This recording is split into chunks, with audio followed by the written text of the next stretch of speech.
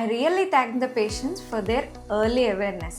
ఈ చిన్న బాబు మా దగ్గరికి ఇలాంటి సిచ్యువేషన్ ఉన్నప్పుడు వచ్చాడు. అంటే single anterior tooth cross bite. 10 years బాబు వాళ్ళ మదర్తో కింద పంటి నొప్పని ట్రీట్మెంట్ కోసం వచ్చారు.